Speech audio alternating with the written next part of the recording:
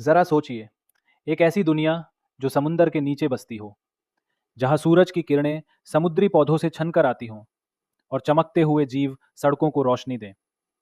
सवाल ये है, क्या ये सिर्फ मिथक और साइंस फिक्शन फिल्मों की कल्पना है, या हम वाकई पानी के नीचे शहर बनाने के करीब पहुंच चुके हैं?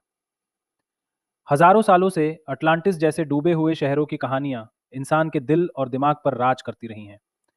कुछ संस्कृतियों में ऐसी कई दास्तानें हैं, लेकिन ज्यादातर बस कल्पना और बड़ा चढ़ाकर सुनाई गई बातें थीं।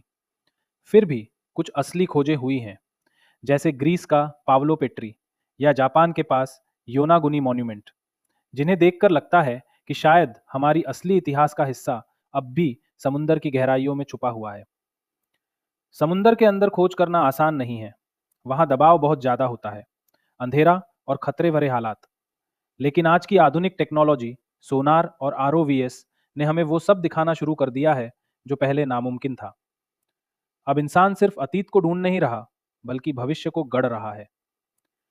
सोचिए, पानी के नीचे रहना कैसा होगा? एक्वेरियस रीफ बेस जैसी रिसर्च लैब्स और प्रोटियस जैसे फ्यूचरिस्टिक डिजाइन इस बात का सबूत है कि इंसान पानी के नीचे सरवाइव कर सकता है। लेकिन चुनौतियां भी बड़ी हैं। बेहद ऊंचा दबाव, लोहे का जंग लगना, ऑक्सीजन की सप्लाई, और सबसे बड़ी चुनौती, इंसानी दिमाग, जो लंबे समय तक ऐसे माहौल में रह पाएगा या नहीं। पर सवाल यह है, आखिर क्यों? धरती पर जमीन कम हो रही है, जलवायु संकट बढ़ रहा है, और संसाधन भी सीमित हैं।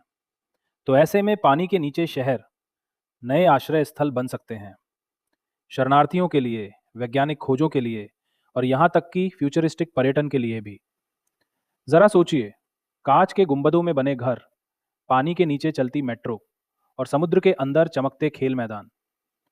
लेकिन क्या ये सब मरीन इकोसिस्टम को खतरे में डाल देगा? क्या इंसान और समुद्र एक ही दुनिया में साथ रह पाएंगे? भविष्य का फैसला अब हमें करना है। उड़ती कारें आसमान में होंगी, या हमारे शहर समुद्र की गहराइयों में?